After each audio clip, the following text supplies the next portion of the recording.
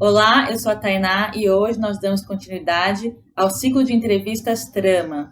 A entrevistada de hoje é a Jucinete Glória Espírito Santo Vital de Carvalho. Ela é professora no Instituto Federal de Mato Grosso, no campus de Cuiabá. A Jucinete é doutora em Sociologia pela Universidade Federal de São Carlos, mestre em História pela Universidade Federal de Mato Grosso e bacharel e licenciada em Geografia pela Universidade Federal de Mato Grosso. Na entrevista, nós vamos falar sobre uma região que ela estudou na pesquisa de doutorado, que é um trecho da fronteira entre Brasil e Bolívia, no sudoeste de Mato Grosso. Uma região muito diversa, com sujeitos muito diferentes. E também qual o impacto que a pandemia teve nessa região. Confira. Oi, Jucinete, é um prazer ter você participando do ciclo de entrevistas hoje. A gente vai falar especificamente sobre uma região e sobre alguns sujeitos que você pesquisou na sua tese de doutorado, que é um trecho ali da fronteira Brasil-Bolívia, no sudoeste de Mato Grosso. Então, se você puder começar falando um pouco mais sobre essa região, sobre a diversidade das pessoas que circulam naquela região. Olá, Tainá. É um prazer estar aqui com você, com o grupo, atender esse convite do Grupo Trama, dos colegas, enfim. É uma alegria estar aqui e poder também socializar, compartilhar com vocês um pouco dessa minha experiência de pesquisa e o desdobramento, né, o que ocorreu, o que está ocorrendo hoje nessa área.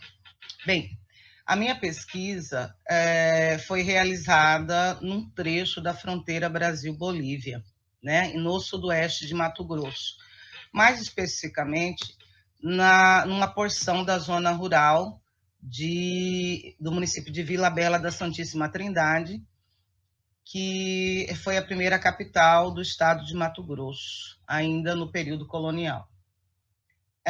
Eu me interessei, é importante frisar também que essa fronteira é uma fronteira extremamente extensa, né, de Mato Grosso com a Bolívia, faz aí mais de 700 quilômetros de extensão. Então, o mapeamento foi imprescindível para a gente tentar levantar algumas questões que muito me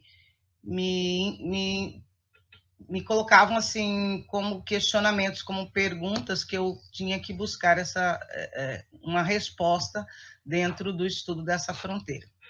Bem, essa fronteira, essa área de fronteira, ela é composta por essa parte da zona rural de Vila Bela chamada de Ponta do Aterro. É um distrito. Ela, na verdade, engloba 3 comunidades. São 13, mas eu não consegui realizar o estudo das 13 porque o estudo ficaria muito extenso. Então, eu optei por estudar a Ponta do Aterro, que também é conhecida como Punta de la Carretera, do lado brasileiro, a comunidade Morrinhos, que é uma comunidade tradicional lá na região da fronteira, e também a comunidade Aparecida, que é onde vivem os remanescentes do povo chiquitano, nessa parte que eu estudei, que eu investiguei. E São Vicente de la Fronteira já fica do lado boliviano, com uma ocupação bem importante na parte oriental da Bolívia, no extremo oriente da Bolívia, e assim faz parte do departamento de Santa Cruz. E também é importante lembrar que ali existe, além de um número maior de remanescentes do povo chiquitano, também existe várias pequenas comunidades rurais que são chamadas de pueblos, né? Os sujeitos que eu consegui agrupar, que eu consegui estruturar a minha pesquisa, foram migrantes, moradores que são considerados nativos da região, inclusive os chiquitanos. Então, eu delimitei em sociedades indígenas e não indígenas, né? E é importante frisar também que a ocupação dessa área, um outro aspecto importante, é que ela fez parte do processo de ocupação da Amazônia brasileira. Quer dizer, no começo, essa ocupação ela vai se dar de uma forma mais intensa na segunda metade do século XX, né? E mais com aquela preocupação do governo militar em povoar, em ocupar a Amazônia, né? De uma forma até hoje a gente pode dizer que é uma forma equivocada, mas foi uma política de Estado na época. E essa política de Estado também que já vinha sendo pensada por governos anteriores, também foi deflagrada com a marcha para o oeste, quer dizer, com a saída de grande leva de imigrantes do sul do Brasil, do sul e do sudeste brasileiro, rumo à Amazônia, né? Então, é todo um contexto, né, que vai tecer esse universo composto por essas diferenças. Então, esses sujeitos, eles são compostos por pessoas nativas, né? Uma parte são descendentes de chiquitanos, por migrantes que chegaram e começaram a habitar o local, a povoar, enfim, construir pequenos sítios, fazendas, e também uma população que até então era considerada a população boliviana, porque essa linha de fronteira ela foi transformada e foi modificada ao longo do tempo, né? Eu me pautei no Acordo de Roboré, que ainda é da década de 50, que seria, digamos assim, o último mais significativo que que define a linha de fronteira entre o Brasil e a Bolívia.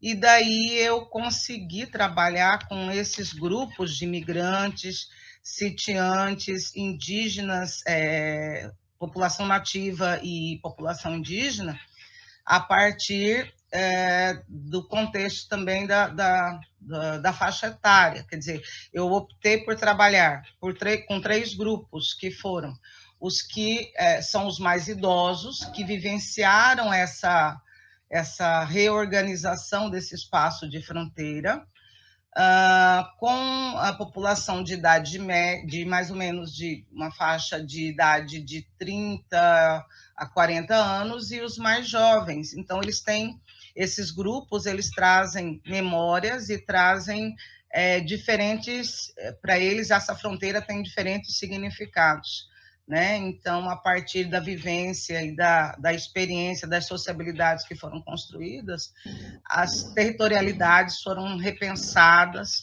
ao longo do tempo, né? Então, essa diferença entre ser boliviano e ser brasileiro ainda é algo, apesar de que eles convivam nessa região com bastante, eu não sei se eu posso dizer bastante, mas com harmonia, mas tem algumas diferenças que estão implícitas, digamos assim, né? Então, a gente entra nesse universo que muitas vezes é um universo silencioso que as pessoas não têm o desejo de falar, especialmente porque existe não só a questão da nacionalidade, mas uma série de outras questões que são latentes na fronteira, porque historicamente, a mídia e os meios de comunicação trazem a fronteira, especialmente a fronteira Brasil-Bolívia, a fronteira Brasil-Paraguai, como uma área de abandono, né? Área de transgressão, onde é muito, digamos assim, explorada a notícia do tráfico de drogas, dos roubos, da criminalidade. Então, é uma região que fica muito à mercê de um estigma, né? De uma área ruim, de pessoas que transgridem a lei. Então, a fronteira, infelizmente, ela é constituída em grande parte com esse estigma, com esses estereótipos. E são esses estereótipos que às vezes aparecem nas falas das pessoas de uma forma bem, digamos assim, não de uma forma latente, mas de uma forma bem às vezes até um pouco silenciosa, né? Mas muitos se sentem discriminados por isso. E sem contar a questão da luta pela posse e pelo uso da terra na fronteira, que é uma outra questão também muito latente, muito importante, né? E que, de certa forma, vai ser um elemento complicador da própria identidade, por exemplo, do povo chiquitano, né? Muitos, até pelos conflitos por essa posse, pelo uso da terra, eles ocultam a identidade de ser remanescente indígena do povo chiquitano, né? Então, é uma forma também de autoproteção, porque a gente sabe que nessa região há uma marca que é muito formada por essa, infelizmente, pelo contexto da violência, né, de um grande número de mortes, de pessoas que são perseguidas porque tem pequenos sítios, pequenas extensões de terra que interessam aos grandes proprietários, e ali existe o latifúndio e também existe a questão digamos assim, da luta pela regularização dessas terras, isso por parte de ambos, inclusive dos sitiantes, né? Mas esses sitiantes já tiveram no passado alguma garantia, inclusive alguns até já conseguiram fazer a regularização em políticas anteriores, de governos anteriores, que foram encampadas pelo INCRA na época. Ô, Jucinete, me diz uma coisa, bom, esse território é super diverso, né? E tem grupos diferentes que têm interesses diferentes também em relação à terra, como você mesmo falou. Esses sitiantes, ou alguns outros, eles produzem alguma coisa, eles vendem, a gente pode chamar eles de agricultores familiares, ou não. E em relação ao latifúndio, qual que é o cultivo que tem aí? Só para saber assim, qual que é a tensão colocada, né, entre a pequena produção e a grande produção também. Certo. Então, essa região de Vila Bela, da fronteira, que engloba Vila Bela, uma parte de Pontes Lacerda e Porto Esperidião, que tem já uma organização diferente, é uma região voltada à agropecuária. Antes da pandemia, havia notícias de que, inclusive no próprio período que eu estava em campo, né, havia, assim, uma luta, não, na verdade, uma busca pela implementação inicial do agronegócio. Mas, hoje, o que há é a criação de gado, a agropecuária pela criação de gado, mais como uma prática extensiva, né? Não é assim, ainda não é, embora seja uma região bastante grande produtora de carne bovina, mas ainda não está, digamos assim, implementada dentro dos padrões do agronegócio. A produção dos pequenos produtores, dos produtores considerados, são para atender o mercado interno da região. Eles vendem nas feiras, trocam, e em grande parte é para a própria subsistência, né? Então, existe dois universos. Desses grandes, entre aspas, os grandes proprietários de terra, normalmente essa população trabalha nessas fazendas, e nos sítios onde eles habitam, nas pequenas propriedades, os minifúndios, eles cultivam para subsistência e o excedente é vendido nas feiras locais. Normalmente é essa a forma de produção que se tem nessa região que eu estudei, na fronteira. Entendi. E uma outra questão importante que a gente precisa levantar também é a forma de como, né, a gente vem percebendo que há, assim, uma certa... Não é uma discriminação, é uma colocação pejorativa dessa população que trabalha nessas fazendas. Por exemplo, eles são muito conhecidos na área de fronteira que eu estudei como bugres. Bugre é quase uma associação, eu poderia dizer, de alguém que tem condições de desenvolver um trabalho físico, mas quase comparado a um animal, né? Então, existe o estigma do bugre, infelizmente, ainda nessa fronteira Brasil-Bolívia. Então, grande parte das pessoas que são descendentes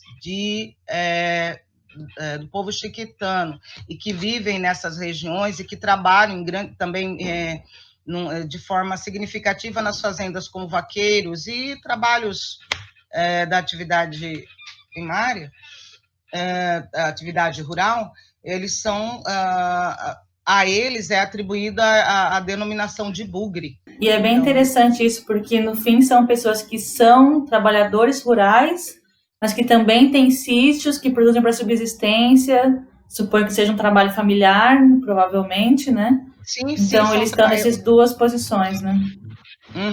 Mas é um trabalho familiar voltado mais à subsistência do que propriamente à subsistência, ao venda, abastecimento, né, deles, né? Do que a venda, do que a comercialização desses produtos. O excedente é comercializado nas feiras locais, né, na cidade, mas também que é uma situação de agravante. E me diz uma coisa, como que são vários elementos que você traz, né?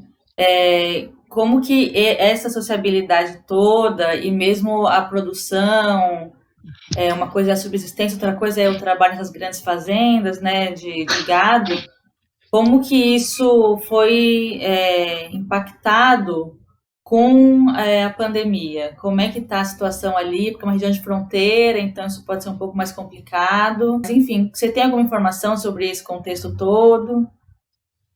Sim, eu tenho os contatos com os entrevistados e várias pessoas que eu convivi, né? E eles estão sempre me passando as notícias. Então, a princípio, a fronteira com a Bolívia foi fechada, né? Já havia, na época da minha pesquisa, algumas barreiras, não só de tráfego, mas as barreiras sanitárias, né? Só que a Bolívia fechou. Hoje está circulando, acho que um pequeno... reduziu-se o número de transportes que atravessam, e parece que eles estão tendo um cuidado maior em relação a esse contexto da barreira sanitária. Mas é uma região bastante precária, né, em termos de assistência médica, né, em termos de atendimento às necessidades básicas dessa população. É uma população que, infelizmente, vive numa situação, assim, nesse contexto de saúde pública, como não difere de grande parte do Brasil, né, numa situação, assim, bastante precarizada. Mas também é importante, vale lembrar que nesse contexto da pandemia também, o que me foi passado, e que eu converso, dialogo muito com eles, é que se percebeu, por exemplo, o aumento, acho que não foi só lá, né, mas lá por vários outros motivos e fatores, aumento da violência doméstica, do desemprego, né, e de questões que, assim, que a gente precisa, até eu fiz algumas anotações aqui, mas porque mesmo nas fazendas por conta da pandemia, também houve uma redução desses trabalhadores, do número de trabalhadores, e ali também tem uma escola central, que foi um dos meus pontos de apoio, e essa escola é uma escola municipal e uma escola do estado. A escola municipal ligada ao município de Vila Bela e a escola estadual ao estado de Mato Grosso. Então, eles têm, que é onde engloba aí mais ou menos quase mais de 500 alunos que vivem nessa região de fronteira, alguns, inclusive, no território boliviano, já considerado um território boliviano. Então, eles vêm estudar no Brasil. Então, essas populações que vivem nos pueblos, nas comunidades rurais menores, elas têm recebido do governo de Mato Grosso auxílio, a escola tem repassado a merenda escolar e também eles têm recebido o auxílio emergencial, parte, né, deles tem recebido o auxílio emergencial, porque quase que 100% dessa população está cadastrada no Bolsa Família, né? Ou seja, são consideradas populações de baixa renda e pela característica da renda, da forma de vida, da cadeia de trabalho que eles estão envolvidos, eles têm direito a esse Bolsa Família. Então, eu conversei com vários e eles colocaram que estão dependendo basicamente desse auxílio emergencial e das políticas públicas, que envolve, inclusive, a distribuição dessa alimentação desses gêneros que vêm para a merenda escolar, para atender a essas comunidades, tanto no Brasil quanto nessas regiões de pueblos, né? Porque é importante também, vale frisar aqui, que embora tenha, entre aspas, a fronteira fechada com a Bolívia e, assim, um certo controle nessa barreira sanitária, mas existem milhares de pequenas estradas que ligam o Brasil à Bolívia na fronteira, que são chamadas, inclusive, de cabriteiras, que é por onde são levados os carros que são roubados, os ilícitos, né? Onde trafega os ilícitos, a droga, enfim. Então, nessas cabriteiras também serve como ponto de que essas pessoas, especialmente as que moram na Bolívia, no território boliviano, vêm buscar esses alimentos. Então, às vezes, se ele não passa pela barreira sanitária, ele vai trafegar nessas cabriteiras, né?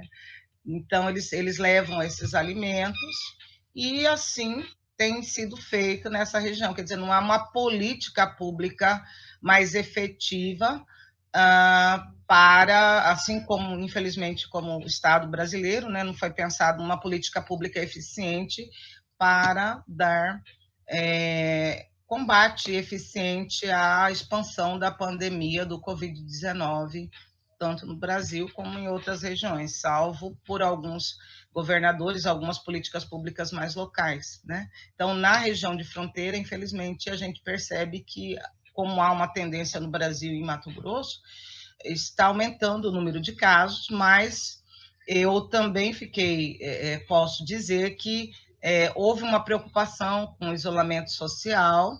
Eles têm utilizado máscaras, feito algumas orientações, atendido algumas orientações, mas é notório a ampliação do número de casos nessas regiões, na região da fronteira que eu estudei, assim como nos municípios próximos.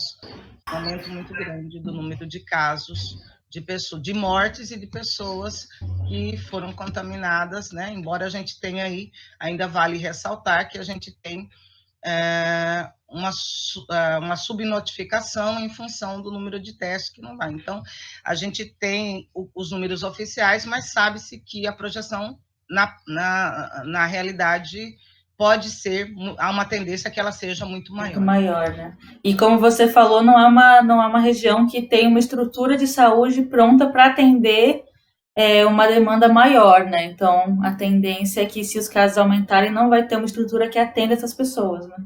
Sim, e sem contar que a própria estrutura que foi montada em Cuiabá e Várzea Grande, ela também não entrou em colapso ainda, mas há uma tendência aí muito grande, porque nos últimos dias aumentou significativamente o número de casos e de pessoas que necessitam desses hospitais, embora tenha sido montado, o governo do estado, juntamente com a prefeitura de Várzea Grande e Cuiabá, fizeram algumas reestruturações, mas é impossível, assim como em todo o Brasil e em vários países do mundo, é impossível atender a uma demanda dessa forma, nessa intensidade que pode vir a ocorrer, né? E na fronteira existe mais esse complicador, nos municípios mais distantes da capital, a esse complicador, né? Eles não têm estrutura de UTI, respiradores, não tem uma estrutura de saúde que consiga resolver ou atender de forma eficiente as pessoas contaminadas pelo Covid. Então, a tendência é vir para Cuiabá, né? E Várzea Grande, que montou o Hospital Metropolitano para atender essa população, mas a gente vê que, em relação às pessoas que habitam na capital e nas regiões circunvizinhas, eles ficam numa situação mais precária e estão mais sujeitos a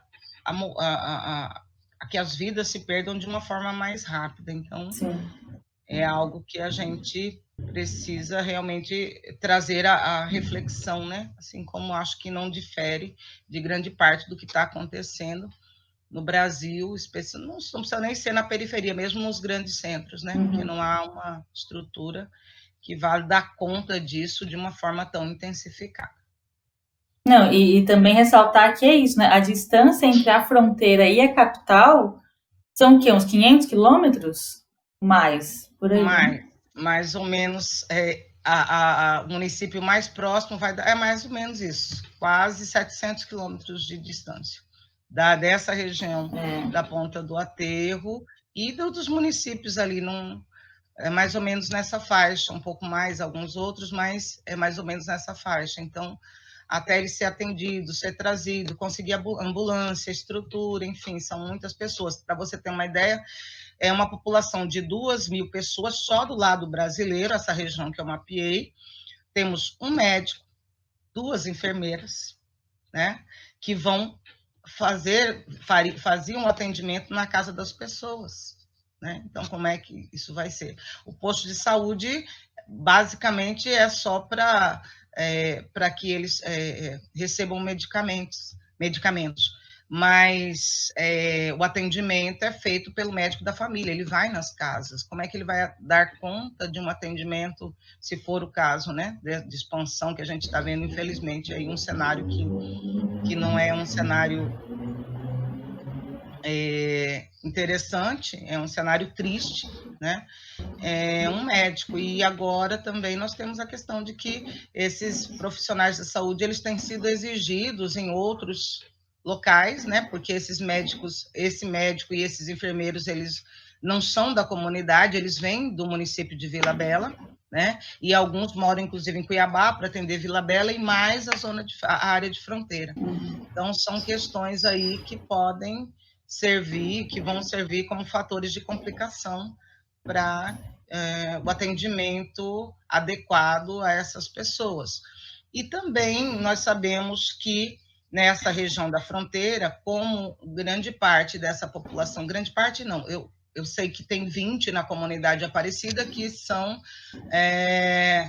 que se intitulam descendentes de Chiquitano, porque como eu já coloquei anteriormente, muitos preferem ocultar essa identidade, mas utilizam-se ainda desses conhecimentos da medicina indígena para o tratamento. Nós temos lá o cacique, essa sociedade que está reunida e muitos, até onde eu sei, têm se precavido também com o conhecimento da medicina indígena. Entendi. Eu acho que tá bom, Ju. Era basicamente essa ideia mesmo, né, da gente ter só um panorama geral de como está a situação nesses espaços rurais em lugares diferentes do Brasil, né, já que você fala muito pouco sobre essa comunidade rural, desde os produtores até os trabalhadores rurais, né. E aí, acho que no seu caso, né, trazer a especificidade da fronteira é ainda mais interessante, né.